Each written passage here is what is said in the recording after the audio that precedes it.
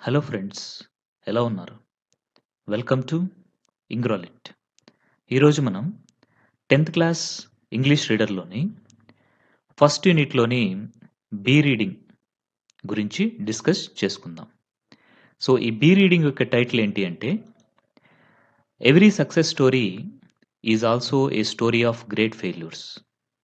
అంటే ప్రతి success story కూడా గ్రేట్ ఫెయిల్యూర్స్ యొక్క స్టోరీ అనేసి దీని యొక్క అర్థం. అంటే మనం జనరల్‌గా కేవలము సక్సెస్ స్టోరీ అంటే కేవలం సక్సెస్‌ని మాత్రమే చూస్తాం. కానీ ఆ సక్సెస్ వెనుక చాలా ఫెయిల్యూర్స్ ఉంటాయి అనేసి మనం మర్చిపోతూ ఉంటాం. సో, కాబట్టే మనకి ఈ లెసన్ అనేటువంటిది ఇవ్వడం జరిగింది.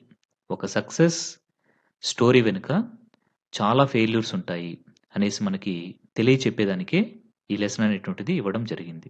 ఇంకా ఏమి చెప్పాలనుకుంటున్నారు అంటే ఈ లెసన్ ద్వారా, సక్సెస్ అనేది చాలా ఫెయిల్యూర్స్‌ని ఫేస్ చేసిన తర్వాతే వస్తుంది అనేసి కూడా చెప్పాలి అనుకోవడం ఈ లెసన్ యొక్క ముఖ్యమైనటువంటి ఉద్దేశ్యం. ఇంక లెసన్ స్టార్ట్ చేద్దామా? Right. Failure is the highway to success. Tom Watson senior said, "if you want to succeed, double your failure rate." If you want to succeed, double your failure rate అనేసి ఎవరు చెప్తున్నారు అంటే, Tom Watson senior చెప్తున్నారు. So, ఇక్కడ మనకి పిక్చర్‌లో ఉన్నారు చూసారా? ఈయనే టామ్ వాట్సన్ సీనియర్. ఈయన యొక్క పూర్తి పేరేంటి అంటే, థామస్ జాన్ వాట్సన్ సీనియర్. ఈయన ఎవరు అంటే ఒక అమెరికన్ బిజినెస్ మ్యాన్. ఇంకా ఈయన చైర్మన్‌గా, సీఈఓగా ఒక గొప్ప కంపెనీకి పనిచేశారు. ఆ కంపెనీ ఏంటంటే ఇంటర్నేషనల్ బిజినెస్ మెషిన్స్. మీకు ఇంటర్నేషనల్ బిజినెస్ మెషిన్స్ అంటే తెలియకపోవచ్చు కానీ, ఐబీఎం కంపెనీ అంటే మీరు ఈజీగా గుర్తుపెట్టేస్తారు. ఐబీఎం.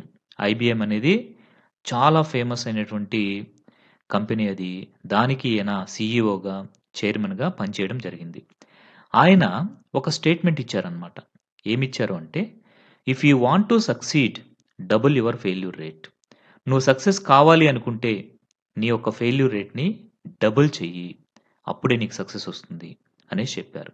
అంటే మనం సక్సెస్ కావాలి అంటే కంపల్సరీ ఫెయిల్యూర్స్‌ని ఎదుర్కోవాల్సిందే. మనం ఎంత ఎక్కువగా ఫెయిల్యూర్స్‌ని ఎదుర్కొంటే, మనం మన యొక్క సక్సెస్‌కి అంత దగ్గరవుతున్నట్లుగా మనం భావించాలి. ఇంక దానికి ముందుగా మరొక మంచి సెంటెన్స్ ఉంది చూడండి. Failure is the highway to success. ఇక్కడ ఫెయిల్యూర్ అనేటువంటి దాన్ని ఒక హైవేతో పోల్చడం జరిగింది. సక్సెస్ అనే దాన్ని ఒక డెస్టినేషన్‌తో పోల్చడం జరిగింది. అంటే మన డెస్టినేషన్ సక్సెస్ అనేటువంటి డెస్టినేషన్ చేరుకునేదానికి మనం ఫెయిల్యూర్ అనేటువంటి హైవే గుండా ప్రయాణిస్తూ వెళ్ళాలి. ఖచ్చితంగా మనము ఆ హైవే గుండా వెళ్తేనే సక్సెస్ అనేది మనకి వస్తుంది. అంటే ఖచ్చితంగా మనం ఫెయిల్యూర్స్‌ని ఎదుర్కొంటేనే మనకి సక్సెస్ అనేది వస్తుంది. చాలా వండర్‌ఫుల్ సెంటెన్స్ కదా! సో, కంపారిజన్ కూడా చాలా బావుంది. ఫెయిల్యూర్ అనేటువంటి దాన్ని ఒక హైవేతో పోల్చారు. సక్సెస్ అనేటువంటి దాన్ని ఒక డెస్టినేషన్‌తో పోల్చడం జరిగింది. If you study history, you will find that all stories of success or also stories of great failures. మనం గనక చరిత్రని గమనిస్తే, చరిత్రని అధ్యయనం చేస్తే, స్టడీ చేస్తే, మనం అందులో కనిపెట్టొచ్చు. ఏం కనిపెట్టొచ్చు అంటే, all stories of success or also stories of great failures. ఏవైతే సక్సెస్ స్టోరీస్ ఉంటాయో, ఆ సక్సెస్ స్టోరీస్ అన్నీ కూడా వాటి వెనకాల మనకి చాలా ఫెయిల్యూర్స్ అనేటువంటి వాటిల్ని చూస్తూ ఉంటాం. But people don't see the failures. కానీ జనాలు, పీపుల్ వాళ్ళు ఫెయిల్యూర్స్‌ని అస్సలు చూడరు. కేవలం వాళ్ళు చూసేదేంటి అంటే సక్సెస్‌ని మాత్రమే చూస్తారు. They only see one side of the picture. కేవలం వాళ్ళు ఒక్క సైడ్ మాత్రమే చూస్తారు. మనము ఒక కాయిన్ తీసుకున్నాము అంటే, కాయిన్‌కి హెడ్ అండ్ టెయిల్స్ అని ఉంటుంది కదా! అంటే బొమ్మ, బొరుసు అంటాం. సో, ఒకవైపు సక్సెస్ అయితే, మరొక వైపు ఫెయిల్యూర్. కానీ అందరూ కూడా కాయిన్‌కి ఒకవైపే చూస్తున్నారు. సక్సెస్ అనే దాన్ని చూస్తున్నారు. కానీ ఫెయిల్యూర్ గురించి అస్సలు ఆలోచించడం లేదు. And they say that the person got lucky. He must have been at the right place at the right time. ఇంకా ఏం యాడ్ చేస్తారంటే ఈ పీపుల్ సక్సెస్ అయినటువంటి వాళ్ళ గురించి, ఆ పర్సన్ చాలా లక్కీ అని సింపుల్‌గా చెప్పేస్తారు. అంటే ఆ పర్సన్ ఎంత హార్డ్ వర్క్ చేసుంటాడు. ఇంకా ఆ పర్సన్ అంటే సక్సెస్ సాధించినటువంటి పర్సన్ ఎంత హార్డ్ వర్క్ చేసుంటాడు. ఎన్ని స్ట్రగుల్స్ ఫేస్ చేసుంటాడు. ఎన్ని కష్టాలను ఎదుర్కొని ఆ స్టేజ్‌కొచ్చుంటాడు అనేది ఆలోచించకుండా సింపుల్‌గా ఏం చెప్పేస్తారు అంటే దట్ పర్సన్ వాస్ లక్కీ. అతనికి అదృష్టం వెంటబడింది. అందుకని అతను గొప్పవాడయ్యాడు. ఇంకా యాడ్ చేస్తారు. ఏమని తెలుసా? He must have been at the right place at the right time. ఇంకా ఏమని చెప్తారంటే, అతను అంటే సక్సెస్ సాధించినటువంటి అతను కరెక్ట్ టైమ్‌లో, కరెక్ట్ ప్లేస్‌లో ఉన్నాడు. అందువల్లే అతను సక్సెస్ సాధించాడు అనేసి సింపుల్‌గా చెప్పేస్తారు. అంటే ఎవరైతే సక్సెస్ సాధించారో వాళ్ళని లక్కీ ఫెలోస్ అనేసి, ఇంకా ఆ పర్సన్ రైట్ టైమ్‌లో, రైట్ ప్లేస్‌లో ఉన్నాడు కాబట్టి సక్సెస్ సాధించాడు అనేసి సింపుల్‌గా పీపుల్ అంతా కూడా చెప్తారు కానీ, అతను ఎన్ని ఫెయిల్యూర్స్‌ని ఎదుర్కొని, ఎన్ని కష్టాలను ఎదుర్కొని ఇప్పుడు ఆ సక్సెస్‌ని సాధించాడు అనేది మాత్రం పట్టించుకోరు. కేవలం సక్సెస్‌ని మాత్రమే one side of the picture మాత్రమే చూస్తారు గానీ, ఫెయిల్యూర్స్‌ని మాత్రం అసలు వాళ్ళు చూడనే చూడరు, గమనించరు. సో, నెక్స్ట్ మనము ఇక్కడ పిక్చర్‌లో ఉన్నారు చూసారా? ఒక వ్యక్తి ఆయనెవరు అంటే అబ్రహం లింకన్. ఈయనెవరు అంటే అబ్రహం లింకన్. సో, ఇక్కడ ఆయన గురించి నెక్స్ట్ పారాగ్రాఫ్ ఉంది. ఆయనకి ఎన్ని ఫెయిల్యూర్స్ వచ్చాయి అనేటువంటిది ఇక్కడ ఒక పారాగ్రాఫ్‌లో ఉంది. నేను ఈ పారాగ్రాఫ్‌ని ఏం చేస్తున్నానంటే మీకింకా క్లియర్‌గా అర్థమయ్యే దాని కోసం ఒక గ్రాఫికల్ ప్రెజెంటేషన్ అనేటువంటిది ప్రిపేర్ చేయడం జరిగింది. సో, ఆ గ్రాఫికల్ ఆహ్, ప్రెజెంటేషన్ గనక మీరు చూసారు అంటే, మీకు చాలా చక్కగా, అట్రాక్టివ్‌గా ఇంకా బాగా గుర్తుండిపోతుంది. కాబట్టి, ఆ గ్రాఫికల్ ప్రెజెంటేషన్ ద్వారా I will explain this paragraph to you. This paragraph is about Abraham Lincoln. So, let me share someone's life history with you. ఇక్కడ సమ్‌వన్ అంటే నథింగ్ బట్ అబ్రహం లింకన్. చూద్దామా ఆ గ్రాఫికల్ ప్రెజెంటేషన్? రైట్. చూడండి ఇక్కడ ఈ పిక్చర్‌లో ఉండేటువంటి ఒక గొప్ప వ్యక్తి ఆయన అబ్రహం లింకన్. సో, ఆయన లైఫ్‌లో ఏం జరిగింది అనేది చూద్దాం మనం. సో, అబ్రహం లింకన్ గారు 21 ఇయర్స్ ఉన్నప్పుడు ఏం జరిగింది అంటే, హి ఫెయిల్డ్ ఇన్ బిజినెస్. ఆయన ఒక బిజినెస్ స్టార్ట్ చేశారనమాట. 21 ఇయర్స్ ఉన్నప్పుడు. అప్పుడు ఆయన బిజినెస్‌లో ఫెయిల్ అయ్యాడు. అంటే లాస్ అయ్యాడనమాట. సో, ఇక్కడ మనం మరొకటి కూడా గుర్తుపెట్టుకోవాలి. సో, ఇది మనం తెలుసుకుంటే నెక్స్ట్ రాబోయేటువంటివి మీకు ఈజీగా ఉంటుందనేసి ఇది ప్రిపేర్ చేయడం జరిగింది. ఈయన అబ్రహం లింకన్ యూఎస్ఏకి చెందినటువంటి వ్యక్తి. అంటే యునైటెడ్ స్టేట్స్‌కి. అక్కడ యునైటెడ్ స్టేట్స్‌లో కాంగ్రెస్ అనేసి ఉంటుందనమాట. మనకిక్కడ పార్లమెంట్ ఉంటుంది గదా! అలాగక్కడ కాంగ్రెస్ అనేసి ఉంటుంది. సో, ఆ కాంగ్రెస్‌లో యునైటెడ్ స్టేట్స్ కాంగ్రెస్‌లో 2 హౌసెస్ ఉంటాయి. ఒకటి సెనేట్, రెండోది హౌస్ ఆఫ్ రిప్రజెంటేటివ్స్. మనకు కూడా ఇక్కడ 2 సభలుంటాయి గదా! సో, లోక్‌సభ, రాజ్యసభ అనేసి 2 సభలుంటాయి గదా! అలాగే యునైటెడ్ స్టేట్స్‌లో కూడా సెనేట్ అనేసి, హౌస్ ఆఫ్ రిప్రజెంటేటివ్స్ అనేసి 2 సభలుంటాయి. ఓకేనా? సో, ఈ రెండిటికి కూడా పోటీ చేయొచ్చనమాట. అంటే ఎలక్షన్స్ లాంటివి జరుగుతూ ఉంటాయనమాట. సో, ఇది మనం గుర్తుపెట్టుకోవాలి. సెనేట్. సో, సెనేట్ ఇంకా హౌస్ ఆఫ్ రిప్రజెంటేటివ్స్ వీటి రెండిటికి జరిగేటువంటి ఎలక్షన్స్‌ని లెజిస్లేటివ్ రేస్ అనేసి అంటారు. సెనటోరియల్ రేస్ అనేసి అంటారు. సో, ఈ విధంగా వీటిల్ని అనడం జరుగుతుంది. సో, యునైటెడ్ స్టేట్స్‌లో అక్కడున్నటువంటి పార్లమెంట్‌ని కాంగ్రెస్ అంటారు. అక్కడ 2 హౌసెస్ ఉంటాయి. సో, అందులో first one senate, second one house of representatives. So, వీటికి జరిగేటువంటి ఎలక్షన్స్‌ని సెనటోరియల్ ఎలక్షన్స్ అనొచ్చు. లేదా లెజిస్లేటివ్ ఎలక్షన్స్ అనేసి కూడా అనొచ్చు. లేదా కాంగ్రెషనల్ ఎలక్షన్స్ అనేసి కూడా అనొచ్చనమాట. ఓకేనా? రైట్. సో, 21 ఇయర్స్‌లో ఆయన బిజినెస్‌లో ఫెయిల్ అయ్యారని చెప్పుకున్నాము. 22 ఇయర్స్‌లో ఏం జరిగిందో తెలుసా? He was defeated in a legislative race. So, ఇప్పుడే మీకు చెప్పాను కదా! సో, లెజిస్లేటివ్ రేస్ అంటే సో, ఆ 2 హౌసెస్‌లో ఒక హౌస్‌కి ఆయన ఎలక్షన్స్‌లో పార్టిసిపేట్ చేసి ఓడిపోయాడు. డిఫీటెడ్ అంటే ఓవర్‌కేమ్ ఇన్ ఏ బ్యాటిల్. అంటే అతను ఇక్కడ అబ్రహం లింకన్ ఏం చేశారు అంటే ఓడిపోయారన్నమాట. అంటే అవతల వాళ్ళ చేతిలో ఓడిపోయారు. ఓకే. 24 ఇయర్స్‌లో ఏం జరిగిందో తెలుసా? He failed again in business. 24 years అప్పుడు మళ్ళీ అబ్రహం లింకన్ గారు మరొక బిజినెస్‌ని స్టార్ట్ చేశారన్నమాట. అప్పుడు మళ్ళీ దాంట్లో గూడా ఆయనకి నష్టమొచ్చింది. At the age of 26 years అప్పుడు ఏమైందంటే he overcame the death of his sweetheart.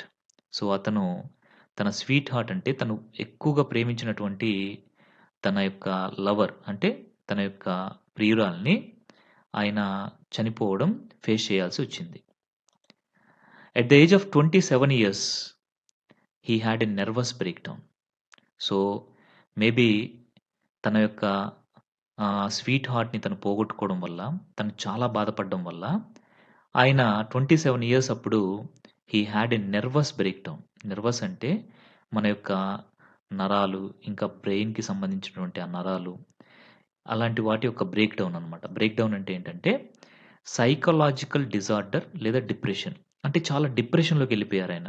So, ఎప్పుడైతే తను తనకిష్టమైనటువంటి వ్యక్తిని పోగొట్టుకున్నారో, అంటే చనిపోవడం చూసారో, అది చూసి ఆయన డిప్రెషన్‌లోకెళ్ళిపోయారు. ఎప్పుడు? 27 ఇయర్స్ ఏజ్‌లో.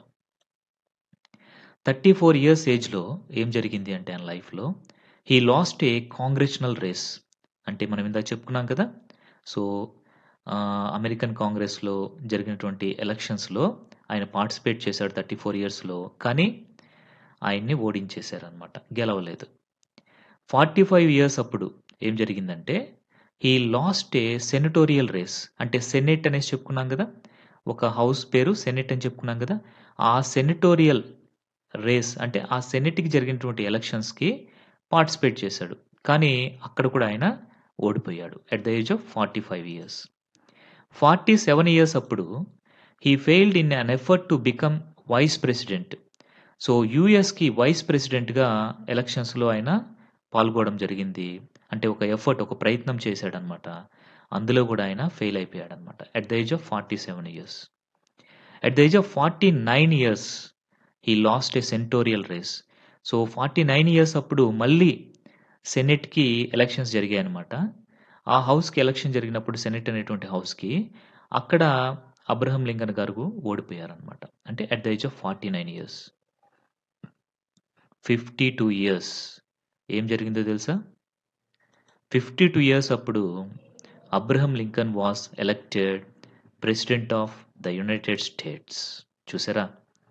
52 ఇయర్స్ అప్పుడు ఆయన యునైటెడ్ స్టేట్స్‌కి ప్రెసిడెంట్‌గా ఎన్నుకోబడ్డారు. చూడండి. మనకి తెలిసిందేంటి అంటే అబ్రహం లింకన్ గారు అనేది మనకు తెలుసు. సో, ఆయన యూఎస్‌కి ప్రెసిడెంట్ అనేసి మనకు తెలుసు. అంటే he was elected president of the United states అనేది మాత్రమే తెలుసు మనకి. మరి ఇదంతా తెలుసా? ఇదంతా మనం ఎప్పుడన్నా గమనించామా? చూడండి. 21 ఇయర్స్ నుంచి ఆయన ఫెయిల్యూర్స్‌ని ఫేస్ చేస్తూనే వస్తున్నాడు తన లైఫ్‌లో. తనకి సక్సెస్ ఎప్పుడొచ్చింది చూసారా? 52 ఇయర్స్ ఏజ్ అప్పుడు ఆయనకి సక్సెస్ అనేటువంటిది రావడం జరిగింది. ఇప్పుడు చెప్పండి. ఏ గ్రేట్ సక్సెస్‌ఫుల్ స్టోరీ కదా! అబ్రహం లింకన్ గారిది. సో, దాని ముందు గూడా మనకి నంబర్ ఆఫ్ ఫెయిల్యూర్స్ ఉన్నాయా? అంటే దీన్ని బట్టి మనం అర్థం చేసుకోవచ్చు కదా! ఏం అర్థం చేసుకోవచ్చు? A story of success is also a story of great failures అనేసి మనం అర్థం చేసుకోవచ్చా? సో, టైటిల్ అనేది యాప్ట్‌గా సరిపోయిందా? కరెక్ట్‌గా సూటబుల్ అయిందా? యెస్. సో, ఒక పర్సన్ సక్సెస్‌ని మాత్రమే మనం చూస్తాము. దాని ముందున్నటువంటి ఫెయిల్యూర్స్‌ని చూస్తే ఇలాగుంటుందనమాట. ఓకేనా? రైట్. సో, ఈ గ్రాఫిక్ ప్రెజెంటేషన్ అనేది మీకు చక్కగా అర్థమైందనేసి అనుకుంటున్నాను. Okay. Right. This man was Abraham Lincoln. Would you call him a failure? So, మనము అబ్రహం లింకన్ గారి యొక్క లైఫ్‌ని చూసి, అతని లైఫ్‌లో చాలా ఫెయిల్యూర్స్ వచ్చాయనేసి, అతన్ని ఒక ఫెయిల్యూర్‌గా మనం ట్రీట్ చేయొచ్చా? హి కుడ్ హావ్ క్విట్. క్విట్ అంటే లీవ్. అతను కొన్ని ఫెయిల్యూర్స్ రాగానే వాటిల్ని వదిలేసుండొచ్చు. కానీ వదిలేసాడా? లేదు.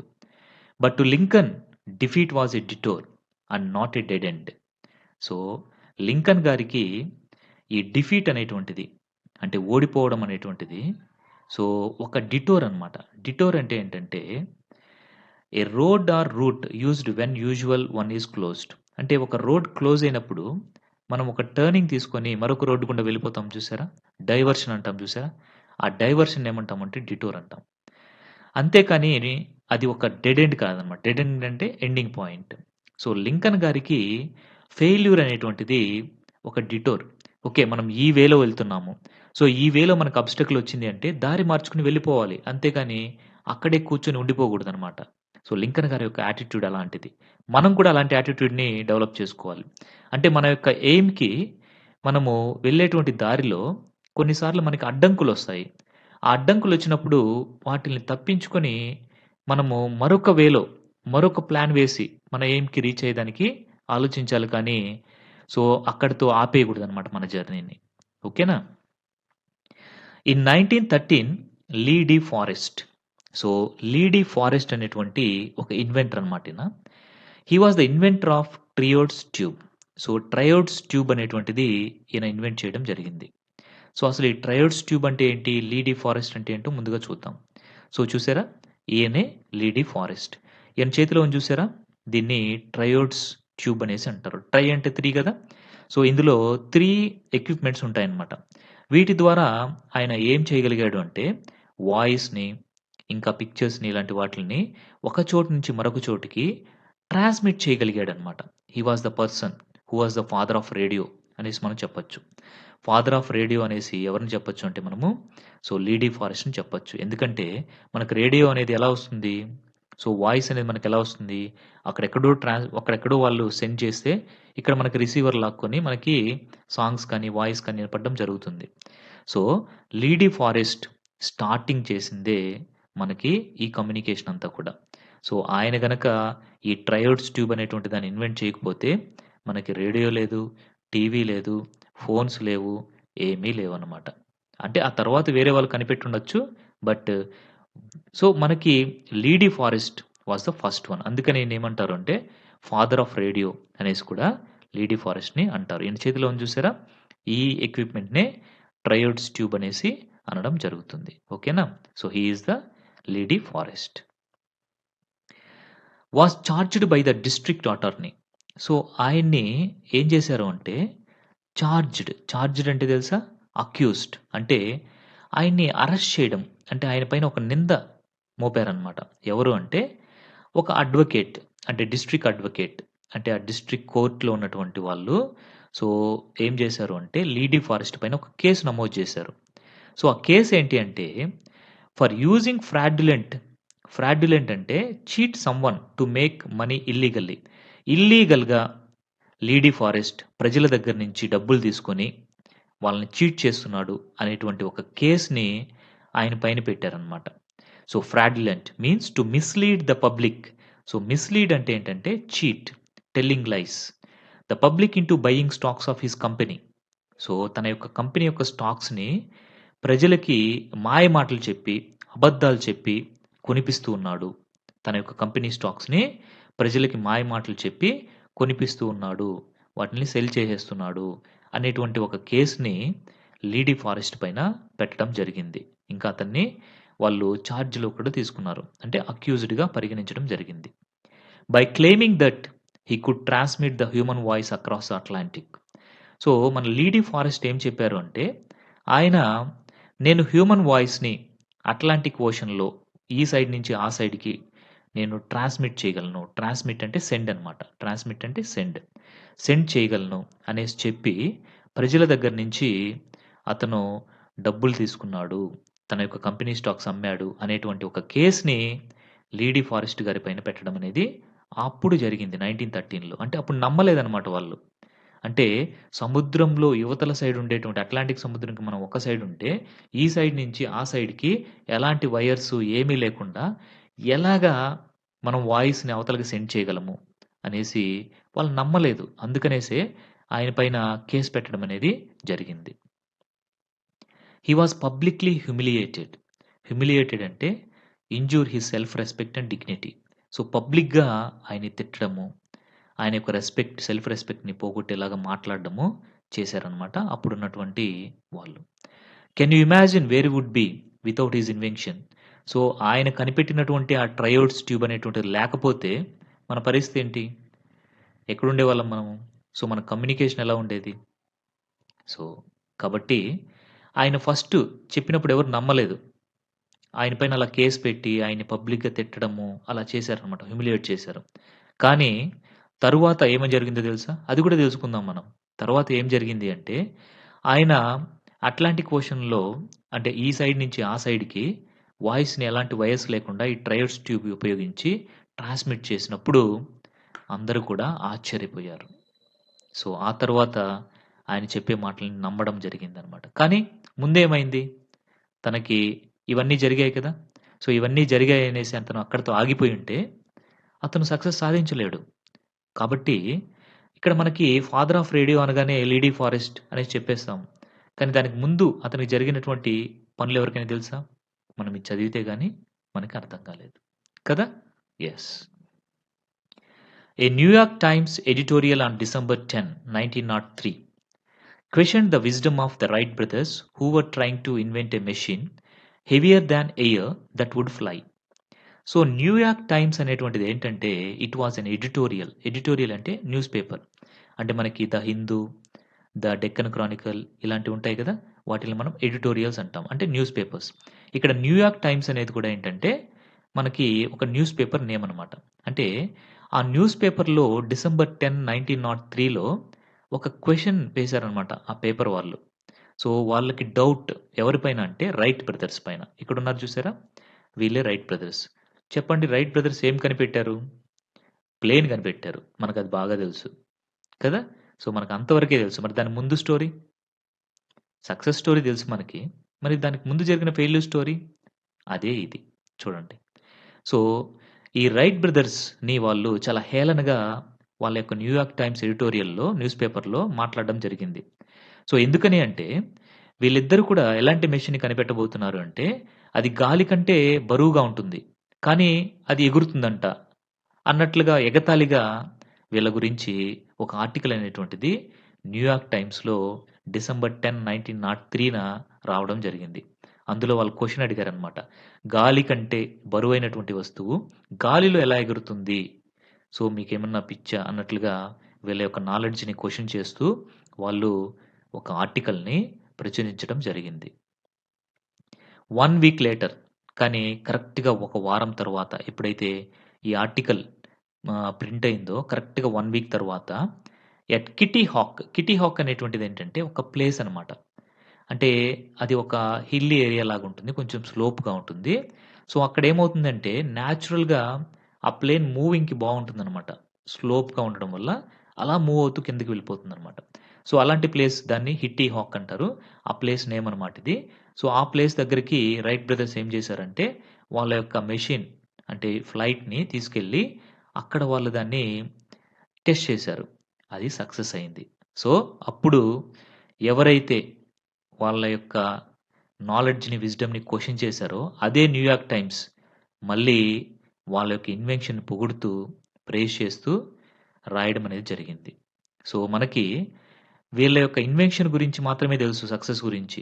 కానీ దానికి ముందు జరిగినటువంటి ఫెయిల్యూర్ ఇదనమాట. నెక్స్ట్ మనం చూడబోయేది కల్నల్ శాండర్స్. ఎవరైన కల్నల్ శాండర్స్? ఎక్కడైనా విన్నారా? చూద్దాం. చూద్దాం మీకు ఈ కల్నల్ శాండర్స్ ఎవరు అనేది కాసేపు తర్వాత తెలిసిపోతుంది. At the age of 65 with a beat up car. So, at the age of 65 అప్పుడు so, with a beat up car. Beat up car అంటే ఓల్డ్ అండ్ డ్యామేజ్డ్ కార్. ఒక ఓల్డ్ డ్యామేజ్డ్ కార్ మాత్రమే ఉంది. And a $100 cheque from a social security. Social security అంటే ఇన్స్యూరెన్స్‌గా వచ్చినటువంటి amount. అది మాత్రమే కల్నల్ శాండర్స్ దగ్గర ఉందన్నమాట.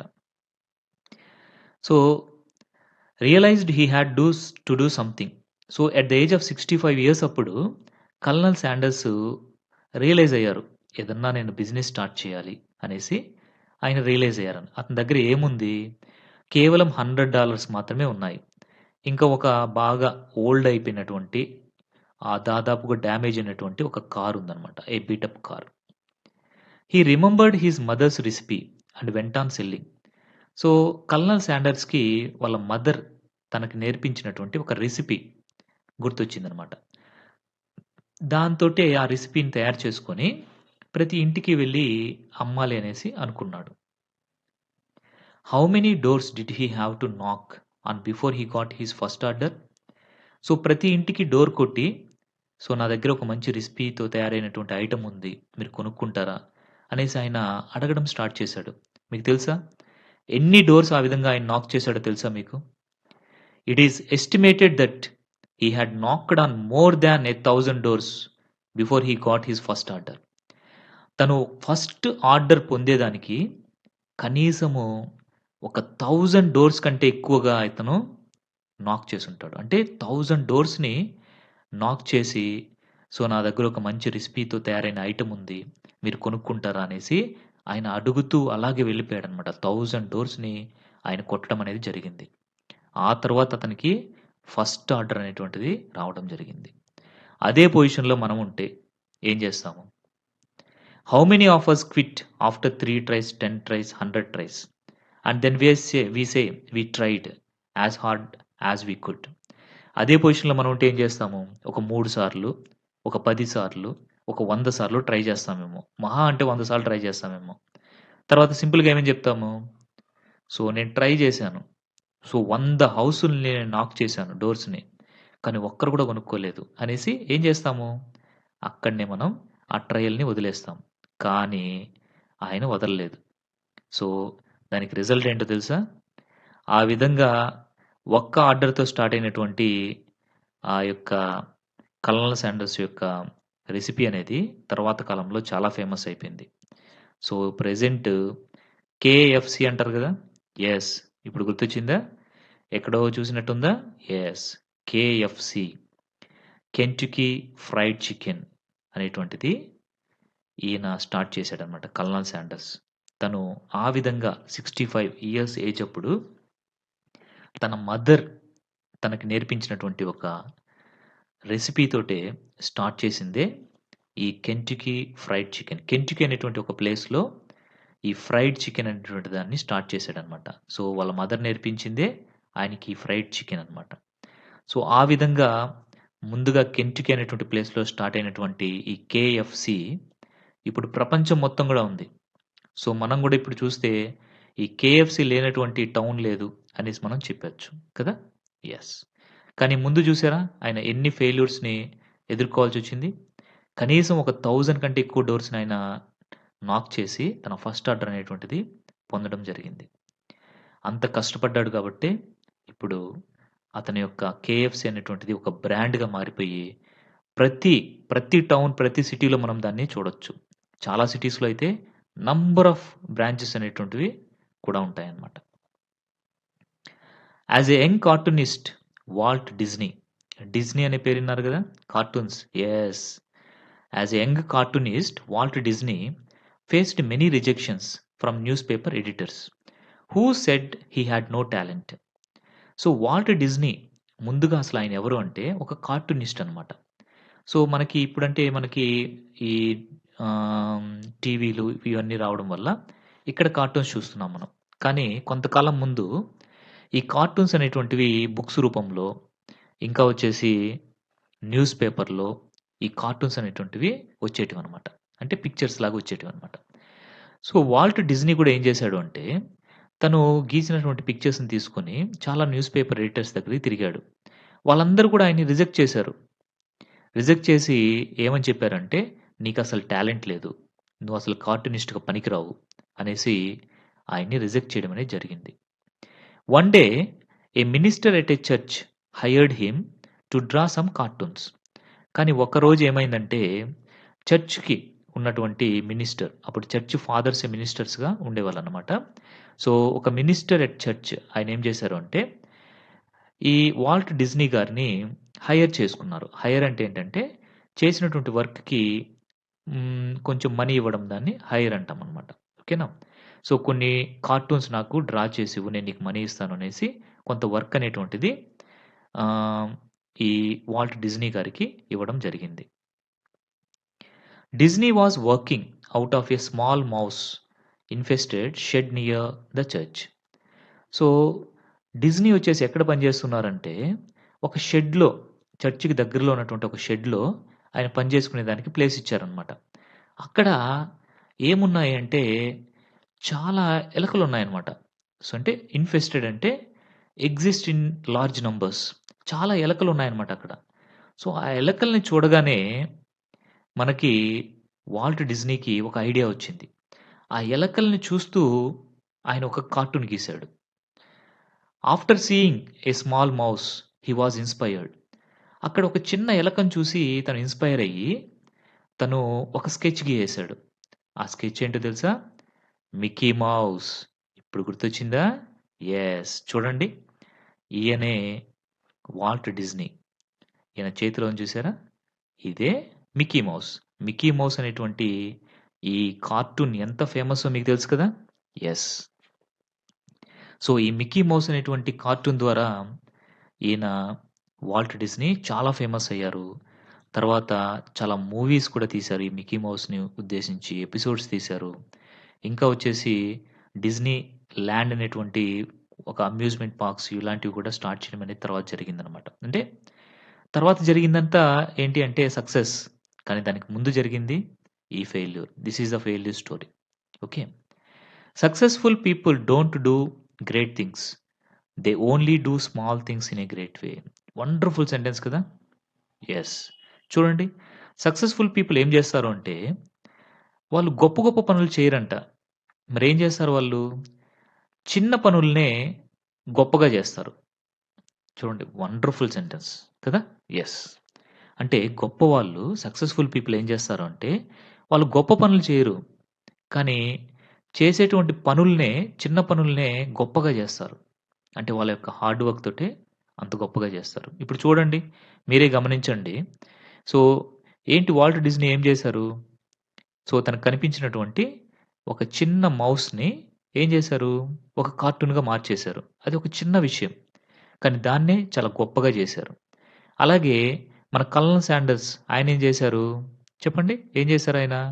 తన మదర్ నేర్పించినటువంటి ఒక ఫుడ్ ఐటెమ్‌ని అమ్మడం స్టార్ట్ చేశారు. కానీ దాన్నే గొప్పగా జేశారు. అంటే చిన్న విషయాల్ని సక్సెస్‌ఫుల్ పీపుల్ ఏం చేస్తారు అంటే గొప్పగా జేస్తారు. అంతేగాని వాళ్ళు గొప్ప థింగ్స్ ఏమి చేయరు. One day A partially deaf 4-year-old kid came home with a note in his pocket from his teacher. ఒకరోజు ఇప్పుడు మరొక వ్యక్తి గురించి చెప్పుకుందాం మనం. ఈయన చాలా ఫేమస్. మీకందరికీ తెలిసినటువంటి పర్సన్ ఈయన. ఆయన ఎవరంటే Thomas Alva Edison. So, Thomas Edison ఇక్కడున్నారు చూసారా? యెస్. చూడండి. ఈయననమాట Thomas Edison. So, Thomas Alva Edison ఏం చేశారు? బల్బ్‌ని కనిపెట్టారు. యెస్ కదా! చూడండి ఆయన చేతిలో బల్బ్ గూడా ఉంది. సో, ఈ బల్బ్‌ని ఈయన కనిపెట్టే ముందు ఆయనకి చాలా ఫెయిల్యూర్స్ వచ్చాయి. సో, అసలు ఆయన చిన్నప్పుడు ఏం జరిగింది? ఆయన స్కూల్‌కెళ్ళేటప్పుడు ఏం జరిగింది? అనేది మనం ఇప్పుడు చూద్దాం. ఓకేనా? He is Thomas Alva Edison who invented light bulb. Okay. Right. చూడండి. ఆయన 4 ఇయర్స్ కిడ్‌గా ఉన్నప్పుడు తన టీచర్ తన పాకెట్‌లో ఒక నోట్ పెట్టి ఇంటికి పంపించేసింది. ఆ స్లిప్‌లో ఏముంది అంటే, అంటే నోట్‌లో ఏముంది అంటే, ఆ పాకెట్‌లో పెట్టినటువంటి ఆ చిన్న కాగితంలో ఏముంది అంటే, your Tommy is two stupid to learn. Get him out of the school. So, ఆ టీచర్ ఏం రాసుంది అంటే దాంట్లో, మీ టామీ అసలు తెలివి తక్కువ వాడు. ఏమి నేర్చుకోడు. చాలా ఫూలిష్ అనేసి ఆమె దాంట్లో రాసింది. ఇంకా get him out of the school. అతన్ని స్కూల్ నుంచి తీసుకెళ్ళిపోండి అనేసి ఆమె ఆ పేపర్‌లో ఆ టీచర్ పేపర్‌లో పెట్టి, ఆ నోట్‌ని ఆ 4 ఏళ్ల పిల్లవాడి యొక్క జోబీలో పెట్టి, పాకెట్‌లో పెట్టి పంపించేసింది. సో, అతనికి పార్షియల్‌గా డెఫ్ కూడా ఉంది. పార్షియల్లీ అంటే నాట్ కంప్లీట్‌లీ. కంప్లీట్ డెఫ్ కాదు. కొంచెం వినిపిస్తుంది. కాకపోతే సరిగ్గా వినిపించదు. సో, థామస్ ఆల్వా ఎడిసన్‌కి కొంచెం చెవుడనమాట. అంటే డెఫ్ కొంచెం. So, his mother red that note. Mother Thomas Alva Edison యొక్క మదర్ గారు ఆ నోట్‌ని చదివారు. చదివి దానికి ఆన్సర్ పంపించారు టీచర్‌కి. My Tommy is not stupid to learn. I will teach him myself. చూడండి. ఆమె ఏం చెప్పి పంపించారంటే మరొక నోట్ తిరిగి పంపించారు ఆ టీచర్‌కి. నా థామస్ ఏమి స్టూపిడ్ కాదు. I will teach him myself. అతనికి నేనే నేర్పిస్తాను. స్కూల్‌కేం పంపను అనేసి తిరిగి ఆమె నోట్ పంపించారు. And the Tommy grew up to be the great Thomas Alva Edison. Thomas Edison had only 3 months of formal schooling and he was partially deaf. So, Thomas Alva Edison కేవలము 3 months మాత్రమే స్కూల్‌కెళ్లారు. తర్వాతంతా గూడా అతనికి వాళ్ళ మదరే teach చేయడం అనేది జరిగింది. అయినా కానీ ఆయన గొప్ప గొప్ప ఇన్వెన్షన్స్ అనేటువంటివి చేశాడు. సో, మనకి థామస్ ఆల్వా ఎడిసన్ అనగానే బల్బ్ కనిపెట్టాడు, అది కనిపెట్టాడు, ఇది కనిపెట్టాడు అనేసి చెప్తాం. మరి ఆయన లైఫ్‌లో జరిగినటువంటి ఫెయిల్యూర్స్ తెలుసా మనకి? అదే ఇక్కడ మనకి ఈ లెసన్‌లో చెప్తున్నారు. నెక్స్ట్ మనకి హెన్రీ ఫోర్డ్ గురించి ఇచ్చారు. ఫోర్డ్ అనేటువంటి కార్ విన్నారు కదా! యెస్. దాని యొక్క అధినేత, దాని ఫౌండర్ ఎవరంటే henry Ford. Henry Ford forgot to put the reverse gear in the first car he made. So, henry Ford తను కార్‌ని తయారు చేసేటప్పుడు ఫస్ట్ కార్‌ని అందులో ఒకటి మర్చిపోయాడాయన. ఏం మర్చిపోయాడో తెలుసా? రివర్స్ గేర్ పెట్టడం మర్చిపోయాడు. చూడండి ఎంత మిస్టేకో. అప్పుడేమైపోయింది? ఆ కార్‌లు ఎవరైనా కొంటారా? రివర్స్ గేర్ లేకుండా కార్‌ని ఎలాగా వెనక్కి తోసుకొనెళ్ళాలా మనం? కాబట్టి ఆయన ఆ విధంగా తయారు చేసినటువంటి ఆ ఫస్ట్ కార్ ఏమైంది అంటే ఫెయిల్యూర్ అయిపోయింది. చూద్దామా హెన్రీ ఫోర్డ్‌ని? Yes. He is Henry Ford. చూడండి అప్పుడు కార్స్ ఎలా ఉన్నాయో డిజైన్. సో, హెన్రీ ఫోర్డ్ మొదటగా ఆయన కార్‌ని తయారు చేసినప్పుడు ఏం మర్చిపోయాడు దాంట్లో? రివర్స్ గేర్ పెట్టడం మర్చిపోయాడనమాట. సో, అప్పుడు తను తయారు చేసినటువంటి ఆ కార్‌లన్నీ కూడా ఫెయిల్యూర్ అయిపోయాయి. Do you consider these people failures? So, మనం ఇప్పటివరకు చెప్పుకున్న వాళ్ళందరిని ఫెయిల్యూర్స్‌గా మనం ట్రీట్ చేయొచ్చా? అస్సలు కాదు. They succeeded in spite of problems, not in the absence of them. So, ఇప్పటివరకు మనం చూసిన వాళ్ళందరూ కూడా ప్రాబ్లమ్స్ ఉన్నా కానీ సక్సెస్‌ని సాధించారు. అంతేకాని ప్రాబ్లమ్స్ లేకుండా వాళ్ళు సక్సెస్ అనేది సాధించలేదు. ప్రాబ్లమ్స్ ఉన్నా కానీ వాటిల్ని ఎదుర్కొని వాళ్ళు సక్సెస్ అనేది సాధించారు. But to the outside world it appears as though they just got lucky. కానీ బయట వాళ్ళకి మాత్రం ఏమనిపిస్తుంది అంటే, వాళ్ళు ఈ ఫెయిల్యూర్స్ అని చూడరు వాళ్ళు. బయట వాళ్ళు. సింపుల్‌గా ఏం చేస్తారు అంటే, వాళ్ళు చాలా లక్కీ. అందుకనే వాళ్ళకి అవన్నీ దొరికాయి. అవన్నీ చేయగలిగారు అనేసి వీళ్ళ గురించి చెప్తారు. All success stories are stories of great failures. ఇది కరెక్ట్ అయినటువంటి సెంటెన్స్. అన్ని సక్సెస్ స్టోరీస్ కూడా గ్రేట్ ఫెయిల్యూర్‌కి సంబంధించినటువంటి స్టోరీసే. The only difference is that every time they failed, they bounced back. So, కాకపోతే ఒకే ఒక డిఫరెన్స్. ఎవరైతే సక్సెస్ సాధించుంటారో వాళ్ళందరూ కూడా ఫెయిల్ అయినప్పుడు మళ్ళీ తిరిగి నిలబడతారు. బౌన్స్డ్ బ్యాక్ అంటే మనం ఒక బాల్ తీసుకొని నేలకేసి కొట్టామనుకోండి. అదేమవుతుంది? అలా మళ్ళీ పైకెగురుతుంది. బౌన్స్ అవుతుంది. బౌన్స్ బ్యాక్ అంటాం దాన్ని. ఆ విధంగా ఇప్పటివరకు మనం చెప్పుకున్నటువంటి వాళ్ళందరూ కూడా ఏం చేశారు? వాళ్ళకి ఫెయిల్యూర్ వచ్చినప్పుడు అలాగే పడిపోయి ఉండలేదు. మళ్ళీ అక్కడి నుంచి తిరిగి పైకి లేచారు. They bounced back for the sake of trying. అలా బౌన్స్ బ్యాక్ అయ్యారు కాబట్టి, మళ్ళీ లేసి ట్రై చేశారు కాబట్టే, వాళ్ళు సక్సెస్‌కి సాధించగలిగారు. అలా కాకుండా, వాళ్ళకి ఫెయిల్యూర్ వచ్చిందనేసి అక్కడే పడిపోయుంటే, వాళ్ళు తిరిగి లేవకుండా ఉంటే, తిరిగి మళ్ళీ ట్రై చేయకుండా ఉంటే, వాళ్ళకి సక్సెస్ రాదు. అదే difference. This is called failing forward.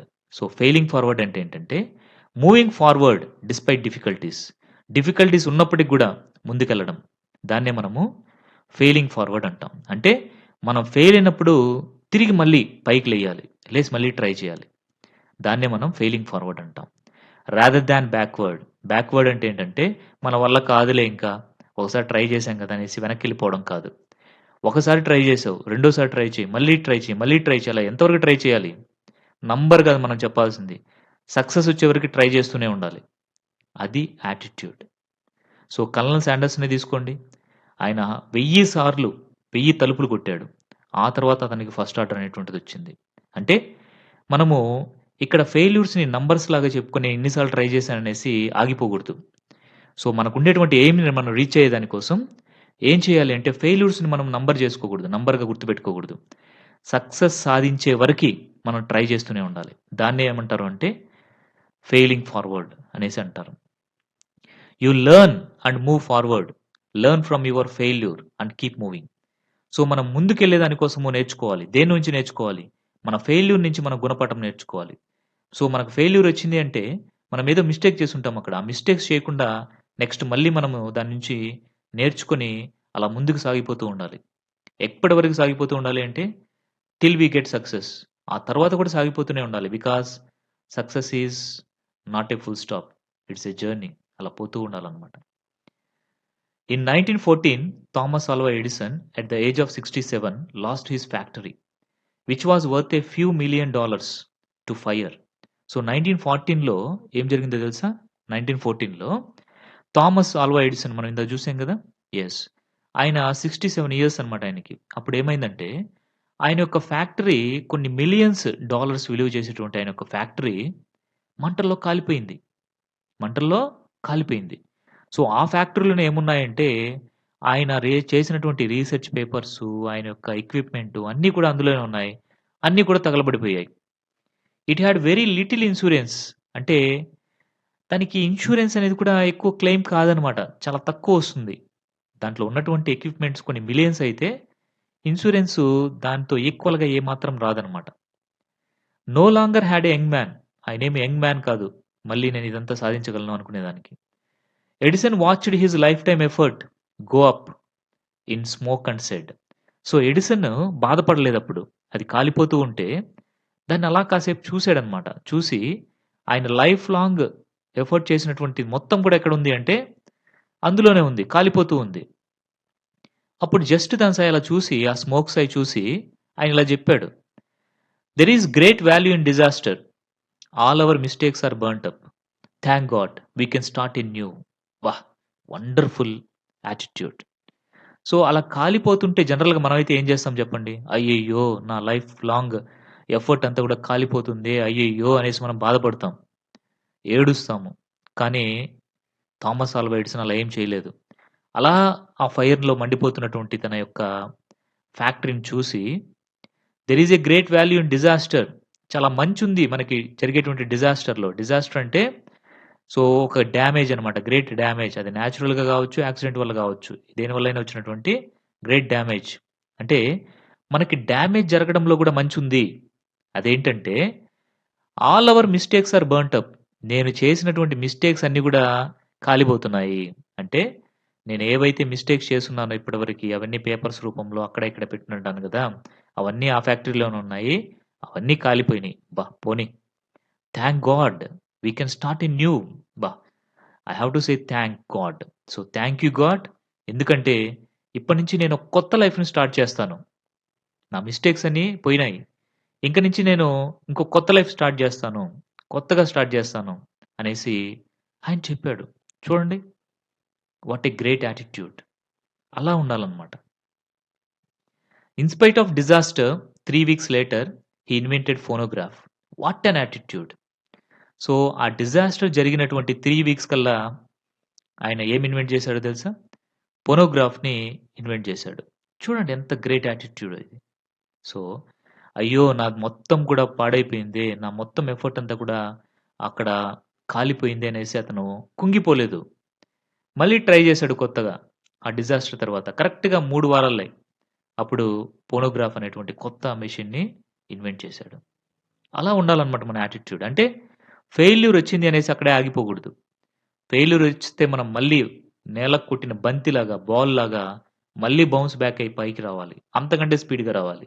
అలాంటి యాటిట్యూడ్ మనలో ఉండాలన్నమాట. Below are more examples of the failures of successful people. ఇక్కడ కొంతమందిని ఫెయిల్యూర్స్ వచ్చినటువంటి వాళ్ళని చూపిస్తున్నారు. వాళ్ళే మళ్ళీ ఏమయ్యారంటే సక్సెస్‌ఫుల్ పీపుల్ అయ్యారు. కానీ ఇక్కడ వాళ్ళ యొక్క ఫెయిల్యూర్స్‌ని గురించి మనం చెప్పుకుందాం. Thomas Edison failed approximately 10,000 times while he was working on the light bulb. So, Thomas Alva Edison గారు లైట్ బల్బ్‌ని కనుక్కునే ముందు ఆయన ఎన్ని సార్లు ఫెయిల్యూర్ అయ్యారో తెలుసా? 10,000 టైమ్స్ అప్రాక్సిమేట్‌లీ అంతకంటే ఎక్కువే అయ్యుండొచ్చు. అన్ని సార్లు ఆయన ఫెయిల్ అయ్యాడన్నమాట. లైట్ బల్బ్ కనిపెట్టేదానికి. ఆ తర్వాత లైట్ బల్బ్‌ని కనిపెట్టగలిగాడు. Henry Ford was broke at the age of 40. Broke అంటే కంప్లీట్‌లీ రన్ ఔట్ ఆఫ్ మనీ. అంటే హెన్రీ ఫోర్డ్ 40 ఇయర్స్ ఏజ్ ఉన్నప్పుడు అతని దగ్గరున్న మనీ అంతా కూడా ఖాళీ అయిపోయింది. ఏం లేదన్నమాట. లీ ఈక్ Iacocca was fired by Henry Ford too at the age of 54. So, ఈ లీ ఇయాకోకా ఎవరు అంటే హెన్రీ ఫోర్డ్ కంపెనీలో పనిచేస్తున్నటువంటి ఒక వ్యక్తి. ఈ లీ ఇయాకోకా. సో, ఈయన చాలా మంచి వర్కర్ అన్నమాట. అంటే సీఈఓ తర్వాత ఉన్నటువంటి పొజిషన్‌లో ఉన్నాడు. అంటే ఒక మంచి మేనేజింగ్ డైరెక్టర్ ఇలాంటి పొజిషన్‌లో ఉన్నాడు లీ ఇయాకోకా. సో, అలా ఉన్నప్పుడు హెన్రీ ఫోర్డ్ 2కి ఈయనకి కొంచెం గొడవలొచ్చి లీ ఇయాకోకాని ఏం చేశారు అంటే ఫైర్ చేసేశారు. ఫైర్ అంటే ఏంటంటే గన్ తీసుకొని కాల్చేయడం కాదు. ఫైర్డ్ అంటే ఏంటంటే డిస్మిస్ చేసేసారన్నమాట. జాబ్‌లోంచి తీసేశారు. Dismissed an employee from a job. అంటే ఇక్కడ ఫైర్డ్ అంటే గన్ తీసుకొని కాల్చడం కాదండి. మళ్ళీ అలా అనుకోవద్దు. సో, ఈ ఫైర్డ్ అంటే మరొక మీనింగ్ ఉంది. ఏంటంటే అది జాబ్‌లోంచి తీసేయడం అన్నమాట. దాన్ని ఫైర్డ్ అంటారు. డిస్మిస్ చేసేయడం. సో, లీ ఇయాకుక్ అని హెన్రీ ఫోర్డ్ 2 ఏం చేశాడు అంటే జాబ్‌లోంచి తీసేసాడు. ఎప్పుడు? At the age of 54. కానీ తర్వాత ఏం జరిగిందో తెలుసా? లీ ఇయాకుక్ బయటకొచ్చిన తర్వాత ఈ హెన్రీ ఫోర్డ్ కంపెనీ కంటే కూడా బెటర్‌గా ఒక కంపెనీని కొనేసి, నష్టాల్లో ఉన్నటువంటి కంపెనీని కొని, దాన్ని బాగా లాభాల్లోకి తీసుకుపోయి, ఈ హెన్రీ ఫోర్డ్ ఏదైతే నడుపుతున్నాడో ఫోర్డ్ కంపెనీ, దాన్ని నష్టాల్లోకి నెట్టేసాడనమాట. లీ ఇయాకుక్. అలాంటి పర్సన్ ఆయన. ఆయన చాలా నంబర్ ఆఫ్ బుక్స్‌ని కూడా రాసారు. వీలైతే చదవండి. సో, లీ ఇయాకుక్ అని చూద్దామా? యెస్. చూసారా? ఈయన లీ ఇయాకుక్. సో, ఎప్పుడైతే హెన్రీ ఫోర్డ్ 2 తనని జాబ్‌లోంచి తీసి బయటికి పంపేసాడో, ఆయనేం కుంగిపోలేదు. సో, ఏం చేశాడు? తన దగ్గరున్నటువంటి కొంత మొమెంట్ తోటి ఒక కార్ల కంపెనీ నష్టాల్లో ఉండిందనమాట. దాన్ని చీప్‌గా కొన్నాడనమాట. కొని తనకున్నటువంటి ఎక్స్‌పీరియన్సు, తనకున్నటువంటి నాలెడ్జ్‌ని ఉపయోగించి, ఇంకా దాని యొక్క డిజైన్ అంతా కూడా ఆయన నంబర్ 1గా చాలా అట్రాక్టివ్‌గా ఉండే డిజైన్‌ని తయారు చేసి, దాంతోటి ఏం చేశాడు అంటే, చాలా గొప్పగా దాన్ని లాంచ్ చేసి, ఫోర్డ్ కంపెనీకే పోటీగా, ఫోర్డ్ కంపెనీని నష్టాల్లోకి పంపించేలాగా తయారైనటువంటి వ్యక్తి ఈ లీ ఇయాకుక్. అలాంటి గొప్ప వ్యక్తి అనమాట ఆయన. Young Beethoven was told that he had no talent for music, but he gave some of the best music to the world. So, Beethoven అనేటువంటి అతను ఎవరంటే ఒక మ్యూజిషియన్.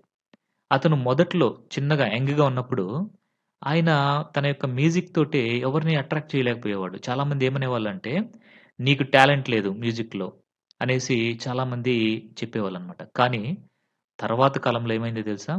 ద బెస్ట్ మ్యూజిక్ అనేటువంటిది ఆయన ఈ వరల్డ్‌కి ఇవ్వడం జరిగిందనమాట. సో, ఈయన యంగ్ బిథోవెన్. సో, బిథోవెన్ ఈయన ఒక కంపోజర్, ఇంకా మ్యూజిషియన్. సో, ఈయన యంగ్ బిథోవెన్ అన్నమాట. అంటే సక్సెస్ సాధించే ముందు కంపల్సరీ చాలా మందికి ఫెయిల్యూర్స్ ఒస్తాయి. అక్కడే మనం ఆగిపోకూడదు. Setbacks are inevitable in life. Setbacks అనేటువంటివి అంటే ప్రాబ్లమ్స్ అనేటువంటివి ఇన్‌విటబుల్. ఇన్‌విటబుల్ అంటే కంపల్సరీ వస్తాయన్నమాట. అన్‌అవాయిడెడ్. ఇన్‌విటబుల్ అంటే ఏంటి? అన్‌అవాయిడబుల్. అంటే ఈ కష్టాలు, ఛాలెంజెస్ అనేటువంటివి మనం అవాయిడ్ చేయలేం. లైఫ్‌లో ఖచ్చితంగా వస్తాయి. A setback can act as a driving force. మనకొచ్చేటువంటి ఛాలెంజ్ లేదా ప్రాబ్లమ్ అనేది ఎలా ఉండాలి అంటే మనల్ని ముందుకు నడిపేదిగా ఉండాలి. అంతేగాని వెనక్కి లాగేదిగా ఉండకూడదు. And also teach us humility. ఇంకా మనకది ఏం టీచ్ చేయాలి అంటే ఆ సెట్ బ్యాక్ అనేది మోడెస్టీని టీచ్ చేయాలి. అంటే మనం సింపుల్‌గా మారిపోవాలన్నమాట. అంటే ఫెయిల్యూర్ వచ్చింది అనేసి మనము కుంగిపోకూడదు. ఫెయిల్యూర్ వచ్చినా కానీ మనం దాన్ని చాలా లైట్‌గా తీసుకునే విధంగా మనం మారిపోవాలి. దాన్నే హ్యూమిలిటీ అంటారు. ఇన్ గ్రీఫ్ అంటే చాలా ఎక్కువ sadness. In grief you will find courage and faith to overcome the set back. So, మనకు కలిగినటువంటి బాధ నుంచి మనం ఏం పొందాలి అంటే ధైర్యాన్ని పొందాలి. ఇంకా మన పైన నమ్మకంతోటి మనం ఏం చేయాలి అంటే ఆ ప్రాబ్లమ్‌ని ఓవర్‌కమ్ చేయాలన్నమాట. అంటే మన బాధలోంచి ధైర్యం పుట్టాలి. మన పైన మనకు నమ్మకం పెరగాలి. ఆ నమ్మకంతోటి మనం ఏం చేయాలి అంటే మనకొచ్చినటువంటి ప్రాబ్లమ్‌ని ఓవర్‌కమ్ చేయాలి. We need to learn to be victors, not victims. మనం ఎలా ఉండాలి అంటే విక్టర్స్‌గా ఉండాలి. విక్టర్స్ అంటే విన్నర్స్. Not victims. విక్టిమ్స్ అంటే సఫరర్స్. మనం ఎప్పుడు కూడా సఫరర్స్‌గా, లూజర్స్‌గా ఉండకూడదు. ఎలా ఉండాలి మనము? విన్నర్స్‌గా ఉండాలి. విన్ అయ్యే వరకి ట్రై చేస్తూనే ఉండాలి. Fear and doubt short circuit the mind. So, fear and doubt అంటే ఏంటంటే మనకు ఉండేటువంటి భయము, మనం సాధించగలమా లేదా అనేటువంటి లెస్ సెల్ఫ్ కాన్ఫిడెన్స్ అనేటువంటివి షార్ట్ సర్క్యూట్ చేస్తాయి మన మైండ్‌ని. షార్ట్ సర్క్యూట్ అంటే డ్యామేజ్ చేస్తాయి. కాబట్టే మనకి ఫియర్ ఉండకూడదు. ఏముండాలి? ధైర్యం ఉండాలి. కరేజ్ ఉండాలి. మనకి డౌట్ ఉండకూడదు మన పైన. మన పైన మనకి సెల్ఫ్ కాన్ఫిడెన్స్, ఫెయిత్ అనేది ఉండాలి. అలాంటప్పుడు మనం అలా దూసుకొని ఎళ్ళొచ్చనమాట ముందుకి. అవి గనుక ఉన్నాయంటే మన మైండ్‌ని అవి చెడిపేస్తాయి. షార్ట్ సర్క్యూట్ అంటే డ్యామేజ్ చేసేస్తాయి. తర్వాత మనం ఏం కూడా సాధించలేము. ఇది మనం గుర్తుపెట్టుకోవాలి. Ask yourself after every setback. So, ప్రతి ఒక్క ప్రాబ్లమ్ తర్వాత నీ గురించి నిన్ను నువ్వు ప్రశ్నించుకో. What did I learn from this experience? So, నేను ఈ ప్రాబ్లమ్ నుంచి ఏం నేర్చుకున్నాను? అనేటువంటి దాన్ని నీకు నువ్వు నేర్చుకోవాలి. Only then will you be able to turn a stumbling block into a stepping stone. Stumbling block అంటే ఏంటంటే హిండ్రన్స్ ఆర్ అబ్స్టాకిల్స్, ఇంకా మన యొక్క సర్కమ్‌స్టాన్సెస్ దట్ కాజెస్ డిఫికల్టీ. అంటే అడ్డుగోడలనమాట. అంటే మనం ఏదైనా పని చేస్తున్నప్పుడు మనకొచ్చేటువంటి అడ్డంకులు వాటిల్ని ఏమంటామంటే స్టంబ్లింగ్ బ్లాక్ అంటాం. సో, మనకి వచ్చినటువంటి అడ్డంకుల్ని మనం ఎలా మార్చుకోవాలి అంటే, ఒక స్టెప్పింగ్ స్టోన్ లాగా మార్చుకోవాలి. స్టెప్పింగ్ స్టోన్ అంటే, మనం ఏదైనా కాలవలు లేదా చిన్న నది ఇలాంటివి దాటేదానికి అక్కడక్కడ రాళ్ళుంటాయి చూసారా? ఆ రాళ్ళు పైన మనం స్టెప్పేసుకుంటూ అంటే, మనము ఆ రాళ్ళు పైన కాళ్ళు పెట్టుకుంటూ అవతల వైపుకి చేరుకుంటాం. వాటిల్ని స్టెప్పింగ్ స్టోన్స్ అంటారు. ఇంకా చెప్పాలి అంటే, an action that helps one to make progress towards a specific goal. మన గోల్ వైపు మనము వెళ్ళేదానికి మనం చేసేటువంటి పనులను కూడా స్టెప్పింగ్ స్టోన్స్ అంటారనమాట. స్టెప్పింగ్ స్టోన్స్ టు సక్సెస్ అనేసంటారు. అంటే మనకి వచ్చినటువంటి అడ్డంకుల్ని అడ్డంగా మనకొక రాయొచ్చిందనుకోండి. ఆ రాయిని మనం ఎలా మలుచుకోవాలి అంటే, మనకి అవసరమైనటువంటి దానిగా మనం మలుచుకోవాలి. అంటే మనకొచ్చినటువంటి ప్రాబ్లమ్ నుంచి కూడా మనం నేర్చుకొని దాన్ని ఓవర్‌కమ్ చేసి ముందుకెళ్ళిపోవాలి. అది దాని యొక్క meaning. The motivation to succeed comes from the burning desire to achieve purpose. మనలో ఏముండాలి అంటే బర్నింగ్ డిజైర్ ఉండాలి. అంటే ఇంటెన్స్ డిజైర్. ఏదన్నా సాధించాలి అనేటువంటి కోరిక ఉండాలి. అలాంటి కోరిక మనలో ఎప్పుడైతే ఉంటుందో బర్నింగ్ డిజైర్ అనేటువంటిది ఉంటుందో, గట్టిగా డిజైర్ అనేటువంటిది ఉంటుందో, అప్పుడు మనం దేన్నైనా గాని సాధించగలం. అలాంటి మోటివేషన్ అనేటువంటిది మనకుండాలి. Napoleon Hill wrote, "whatever the mind of a man can conceive and believed the mind can achieve."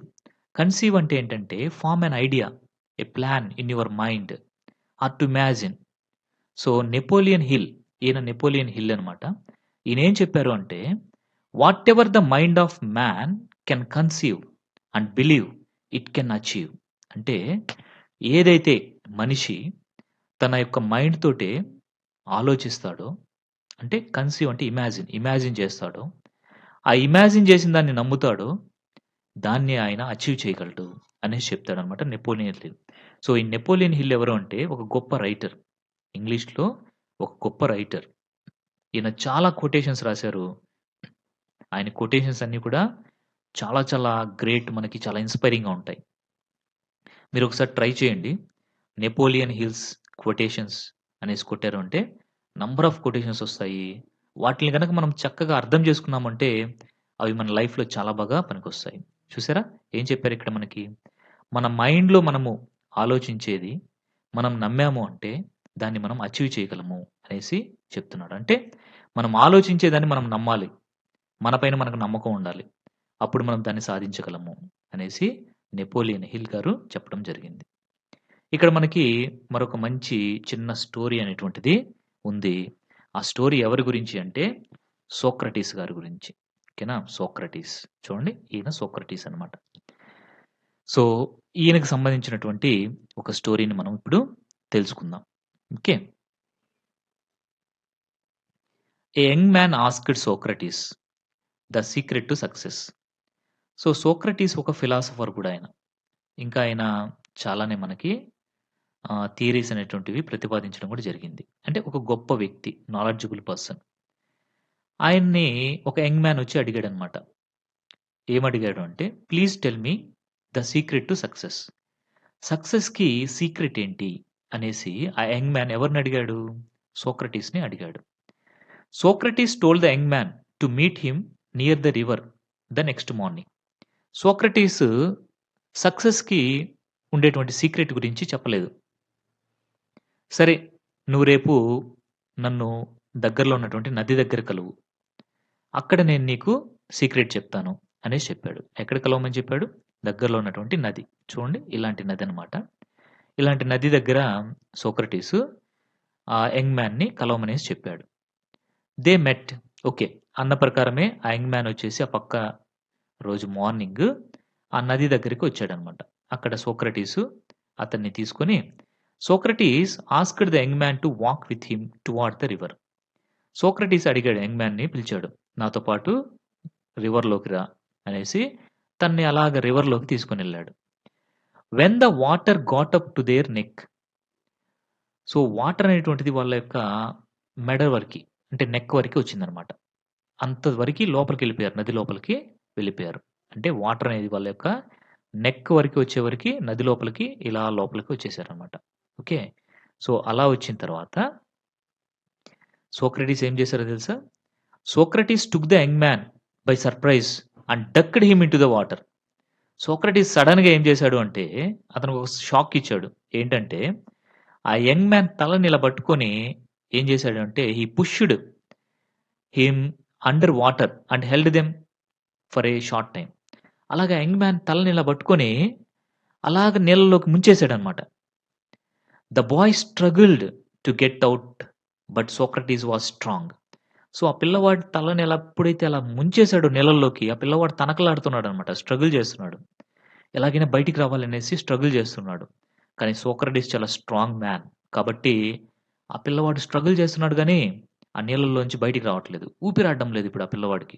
నీళ్ళలో ముంచేసాడు మన సోక్రటీస్ ఆ పిల్లవాడిని. And kept him there until he until the boy started turning blue. Turning blue అంటే ఏంటంటే, difficult to breathe without oxygen. So, ఆ పిల్లవాడిని అలాగే ఏం చేశాడు అంటే, తలని ఇలా పట్టేసి, ఆ నీళ్ళలో ముంచేశాడు. నీళ్ళలో ముంచేస్తే ఏమైపోతుంది కొంత సమయం కల్లా మనకి? ఊపిరాడదు గదా! సో, ఊపిరాడని పరిస్థితొచ్చేసిందనమాట. ఆ యంగ్ బాయ్‌కి. సో, అప్పుడేం చేశాడంటే, టర్నింగ్ బ్లూ అంటే ఊపిరాడనటువంటి స్థితి. Difficult to breathe without oxygen. అప్పుడేం చేశాడంటే Socrates, pulled his head out of the water. And the first thing the young man did was to gasp and take a deep breath of air. So, pulled అంటే dragged or drew out. Socrates గమనించాడు బాగా. ఆ పిల్లవాడికి ఇంక ఊపిరి అందడం లేదు. ఇంక చనిపోతాడేమో మనం ఇలాగ ఉంచేస్తే అన్న పరిస్థితుల్లో ఏం చేశాడు అంటే సోక్రటీస్ అతని యొక్క తలనిలా పైకి లేపేసాడనమాట. Dragged, pulled his head out of the water. ఎప్పుడైతే ఆ పిల్లవాడిని, ఆ యంగ్ మ్యాన్‌ని, ఆ యంగ్ బాయ్‌ని అలా బయటికి లేపాడో నీళ్ళలోంచి, అతనేం చేశాడో తెలుసా? ఒక్కసారిగా అన్నట్లుగా ఏం చేశాడు, ఒక డీప్ బ్రీత్‌ని, ఎయిర్‌ని లోపలికి బాగా తీసుకున్నాడనమాట. అంటే ఫుల్ బ్రీతింగ్‌ని అలా తీసుకున్నాడనమాట. గ్యాస్పింగ్ అంటే టేకింగ్ ఇన్ అనమాట. అలా తీసుకున్నాడు. అలా తీసుకున్న తర్వాత అప్పుడు అడిగాడు సోక్రటీస్. ఆ పిల్లవాడికి అర్థం కాలేదు. ఏంటి అన్న నేను సీక్రెట్ చెప్తానని సక్సెస్‌కి ఇలా వచ్చి నన్ను ముంచి చంపేస్తాడేంట్రా నాయన ఈయన అనేసి అనుకున్నాడనమాట. అప్పుడు సోక్రటీస్ అడిగాడు ఆ పిల్లవాడిని. What did you want the most when you were in there? నువ్వు నీళ్ళలో ఉన్నప్పుడు ఎక్కువగా ఏం కావాలి? ఏం కోరుకున్నావు? దానికి ద బాయ్ రిప్లైడ్ ఏం చెప్పాడు అంటే, ఎయిర్, గాలిని కోరుకున్నాను. సో, నేను నీళ్ళల్లో ఉన్నప్పుడు నేను చనిపోతానేమో అనుకున్నాను. అప్పుడు నేను కోరుకునింది ఒకటే, ఎయిర్‌ని కోరుకున్నాను. గాలి కావాలి అనుకున్నాను. అప్పుడు చెప్తున్నాడు చూడండి సోక్రటీస్ సీక్రెట్‌కి, సక్సెస్‌కి ఉన్నటువంటి secret. Then Socrates said, "that is the secret to success. When you want success as badly as you wanted the air, then you will get it." అంటే సక్సెస్ కంటే సీక్రెట్ ఏంటంటే, ఇప్పుడు ఆ బాయ్ నీళ్ళలో ఉన్నప్పుడు ఎంతగా కోరుకో ఉంటాడు. ఎలా కోరుకో ఉంటాడు గాలి కావాలి నాకనేసి. అంటే అది లేకపోతే నేను చచ్చిపోతానేమో అనేసి అనుకున్నాడు కదా! అలా కోరుకోవాలి మనం సక్సెస్‌ని. ఎప్పుడైతే మనం సక్సెస్‌ని అలా కోరుకుంటామో, అంటే ఇది లేకపోతే నేను లేను. ఇది నాకు కావాలి ఖచ్చితంగా. ఇది లేకపోతే నా లైఫ్‌లో ఇంకేమీ లేదు. అన్నట్లుగా ఎప్పుడైతే కోరుకుంటామో మనము, అప్పుడు మనం దాని కోసం ట్రై చేస్తాం. ఇక్కడ ఆ పిల్లవాడు నీళ్ళలో ఉన్నప్పుడు గాలి కోసం ఎలా ట్రై చేశాడో ఆ సిట్యుయేషన్ అంతగా మనము as badly as you wanted the air. మనం బతికేందుకు గాలి నీళ్ళలో ఉన్నప్పుడు ఎలా కావాలో, అలా మనకి సక్సెస్ కావాలి అని మనం కోరుకుంటామో, అది లేకపోతే మనకి లైఫ్ లేదనేసి అనుకుంటామో, అప్పుడు మనకి సక్సెస్ అనేది వస్తుంది. There is no other secret అనేసి చెప్పారనమాట. అంతేగాని అంతకు మించి పెద్ద సీక్రెట్ ఏం లేదు అనేసి చెప్పాడు. సో, ఇది నిజమే. ఎందుకనంటే, మనం సక్సెస్‌ని అలా కోరుకోవాలి. దాన్నే బర్నింగ్ డిజైర్ అంటారు. అలా కాకుండా ఏదోలే మనం ట్రై చేస్తున్నాంలే, చేస్తున్నామంటే కుదరదు. ఏ burning desire is the starting point of all accomplishment. So, burning desire అంటే ఇంటెన్స్ డిజైర్. చాలా సివియారిటీతో ఉండేటువంటి డిజైర్ ఉండాలి. మనకు కోరికుండాలి. సాధించాలి నేను ఇదనేసి.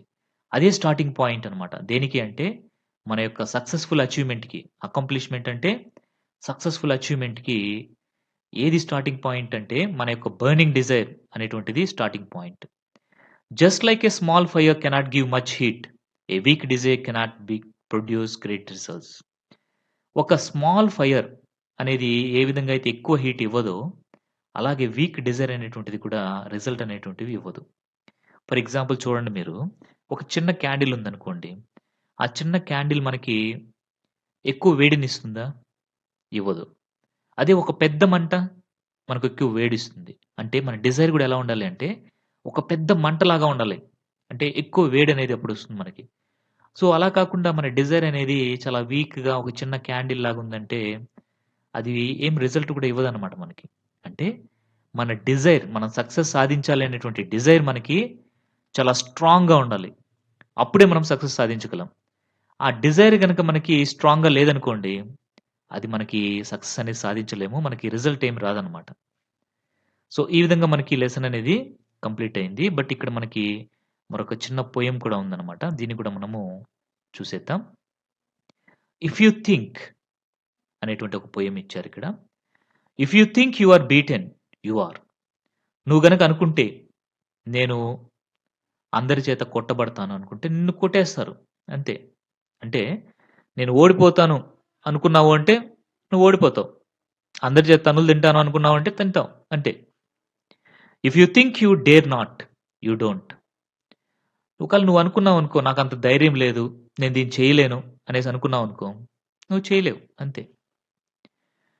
'If you like to win, but you think you can't, it's almost a cinch you want.' Cinch అంటే certain to happen. So, నీకు గెలవాలనుంది. గెలవడం ఇష్టం. కానీ నీ ఆలోచన ఎలా ఉంది అంటే, నేను గెలవలేనులే అనేసి అనుకున్నావు. అంటే but you think you can't. It's almost a cinch you won't అంటే నువ్వు ఖచ్చితంగా గెలవలేవింకా. నీకు గెలవాలనే కోరికుంది. కానీ నీ ఆలోచనలో నువ్వెలా ఉన్నావు? నేను గెలవలేను. ఆ సామర్థ్యం నాకు లేదు అనుకున్నావు అంటే నువ్వు ఖచ్చితంగా గెలవలేవు. If you think you will lose, you are lost. నువ్వు అనుకున్నావనుకో నేను ఓడిపోతాను అని ఖచ్చితంగా నువ్వు ఓడిపోతావు. For out in the world we find success begins with a fellow's will. So, మనం గనక వరల్డ్‌లో చూసాము అంటే, మనం ఫైండ్ ఔట్ చేయొచ్చు. సక్సెస్ అనేది మన యొక్క మనసులోంచి పుడుతుంది. మన యొక్క మైండ్‌లోంచి పుడుతుంది. మన యొక్క యాటిట్యూడే మన యొక్క సక్సెస్. మనం సాధించగలము అనుకుంటే, మనం సాధించగలము. లేదు నా వల్ల కాదు, నేనేమి సాధించలేను అనుకుంటే నువ్వు సాధించలేవు. అంతా నీలోనే ఉంది. It's all in the state of mind. ప్రతిది కూడా నీ యొక్క స్టేట్ ఆఫ్ మైండ్. నీ స్టేట్ ఆఫ్ మైండ్‌లో నువ్వు ఏదైనా సాధించగలను అని గట్టిగా నిన్ను నువ్వు నమ్మావు అంటే, నువ్వు ఖచ్చితంగా సాధించగలవు. అలా కాకుండా నేనేం చేయలేను, నా వల్ల కాదు అనేసి అనుకున్నావు అంటే నువ్వేం చేయలేవు. If you think you are outclassed, you are.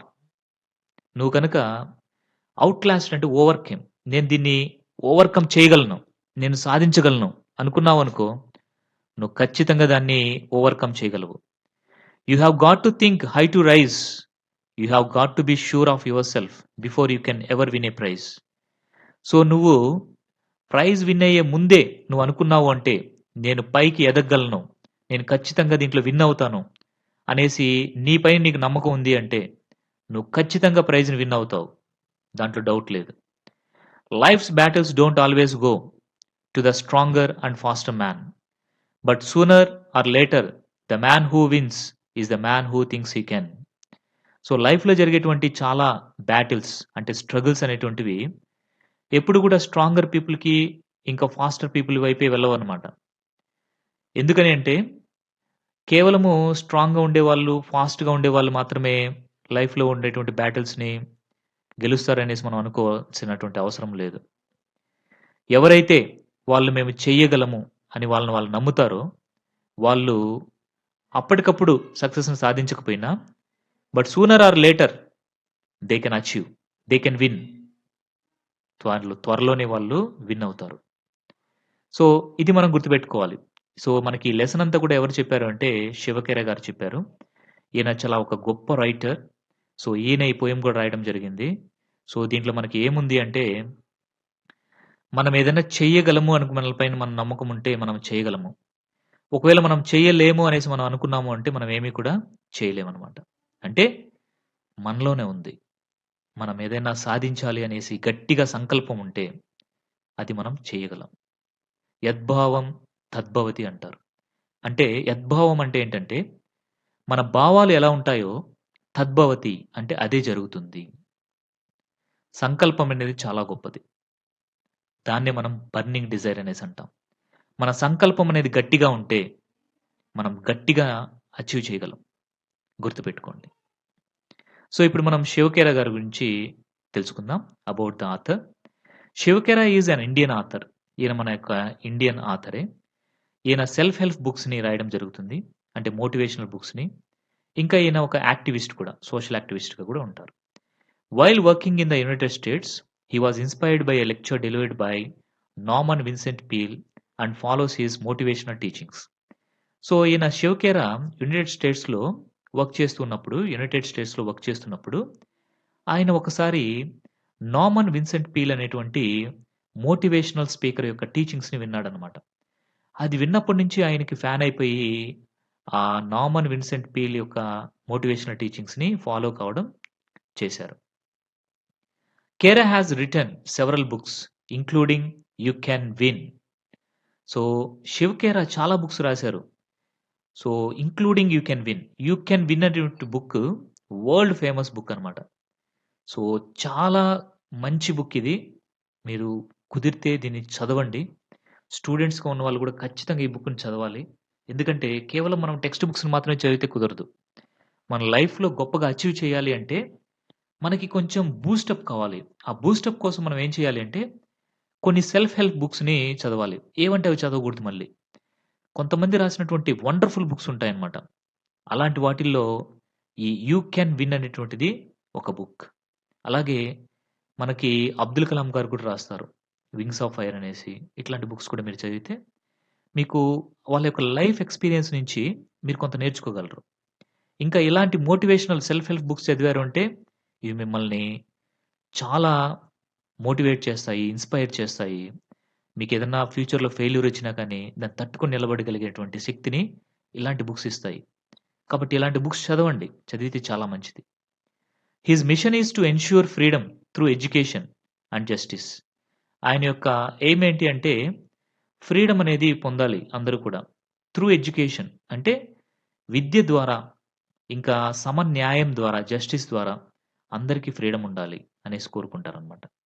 శివఖేర was Born in a business family who used to have coal mines. So, కెండువా in Dhanbad, India. So, Dhanbad అనేటువంటి ప్లేస్‌లో కెండుబా అనేటువంటి ఒక ఉండేది. అక్కడ కోల్ మైన్స్‌కి సంబంధించినటువంటి ఓనర్స్ యొక్క ఫ్యామిలీలో, బిజినెస్ ఫ్యామిలీలో శివఖేర గారు జన్మించడం జరిగింది ఇండియాలో.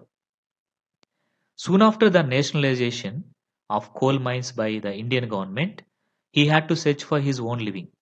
సో, ఇండియన్ గవర్నమెంట్ ఏమైందంటే నేషనలైజేషన్ చేసింది. అంటే ఈ కోల్ మైన్స్ అంటే ఈ మినరల్స్, మైన్స్ ఇలాంటివన్నీ కూడా ప్రభుత్వం అండర్‌లో ఉండాలి అనేసి డిసైడ్ చేసిందనమాట. దాన్ని నేషనలైజేషన్ అంటారు. సో, ఎప్పుడైతే నేషనలైజేషన్ చేసిందో అప్పుడు వీళ్ళకున్నటువంటి కోల్ మైన్స్ అన్నీ కూడా గవర్నమెంట్ తీసేసుకునింది. అప్పుడు తను తన యొక్క బతుకు తెరువు కోసం ఆయనే వెతుక్కోవాల్సొచ్చింది. అంటే జాబ్ వెతుక్కోవాల్సొచ్చిందనమాట. In his early years he worked as a car washer. So, ఆయన తన యొక్క ఎర్లీ ఇయర్స్‌లో అంటే చిన్న వయసులో జాబ్ కోసం తిరుగుతున్నప్పుడు ఆయన ఒక కార్ వాషర్‌గా కూడా పనిచేశారు. ఒక లైఫ్ ఇన్స్యూరెన్స్ ఏజెంట్‌గా కూడా పనిచేశారు. ఇంకా ఒక ఫ్రాంచైజ్ ఆపరేటర్‌గా పనిచేశారు. Before he became a motivational speaker. ఒక మోటివేషనల్ స్పీకర్‌గా మారకముందు ఆయన ఒక కార్ వాషర్‌గా, ఇంకా ఒక ఇన్స్యూరెన్స్ ఏజెంట్‌గా, ఒక ఫ్రాంచైజ్ ఆపరేటర్‌గా ఇలాగ చాలా పనులైన చేయడం జరిగింది. ఆ తర్వాత ఆయన మోటివేషనల్ స్పీకర్‌గా మారి నంబర్ ఆఫ్ బుక్స్ అనేటువంటివి రాయడం జరిగింది. వాటిలో 'యూ కెన్ విన్' అనేటువంటి బుక్ చాలా గొప్పది. సో, ఇంకా మనకిప్పుడు మనం ఏదైతే చదివామో ఇప్పుడు లెసను, ఆ లెసన్‌లో చాలా వరకి ఈయన బుక్‌లోంచి తీసుకున్నారనమాట. సో, ఆ బుక్‌లోనే 'యూ కెన్ విన్' అనేటువంటి బుక్ ఉంది కదా! దాంట్లోంచే మనం ఇప్పటివరకు చదివినటువంటి లెసన్‌లో ఉన్నటువంటి ఎగ్జాంపుల్స్ అన్నీ కూడా ఈయన ఈ బుక్‌లో రాసినవే అనమాట. ఓకేనా? So, this is about the lesson every success story is also a great failures. So, ఈ లెసన్ నుంచి మనం చాలా నేర్చుకోవచ్చు. ఫెయిల్యూర్స్ అనేవి ప్రతి ఒక్కరి లైఫ్‌లో ఉంటాయి. కానీ వాటిని మనము సీరియస్‌గా తీసుకోకూడదు. వాటి నుంచి మనము నేర్చుకోవాలి. ఎలాగ నేర్చుకోవాలి అంటే దాంట్లో మనం ఏం ప్రాబ్లమ్ చేశాము, ఏం మిస్టేక్ చేశామనేది నేర్చుకొని ఆ యొక్క ఫెయిల్యూర్స్ నుంచి మనం ముందుకు వెళ్ళాలి. ఇంకా మనకి బర్నింగ్ డిజైర్ అనేటువంటిది ఉండాలి. ఎప్పుడైతే బర్నింగ్ డిజైర్ ఉంటుందో మనం అచీవ్ చేయగలము. మనల్ని మనం నమ్మాలి. సో, ఎప్పుడైతే మనల్ని మనం నమ్ముతామో అప్పుడు మనం సాధించగలం. మనం అనుకుంటే సాధించగలం. నేనిది చేయగలను అనేసి అనుకుంటే చేయగలను. మీరు కూడా ఏదైనా సరే మీరు చెయ్యగలరు అని మిమ్మల్ని మీరు నమ్మితే మీరు ఖచ్చితంగా సాధించగలరు. నమ్మండి. మిమ్మల్ని మీరు నమ్మండి. మీ లైఫ్‌లో మీకింకా ఎదురుండదు. సో, ఈ విధంగా మనం ఈ లెసన్‌ని ఇక్కడ కంప్లీట్ చేసుకున్నాము. సో, మీకందరికీ కూడా చాలా క్లియర్‌గా అర్థమైందనేసి అనుకుంటున్నాను. Thank you very much.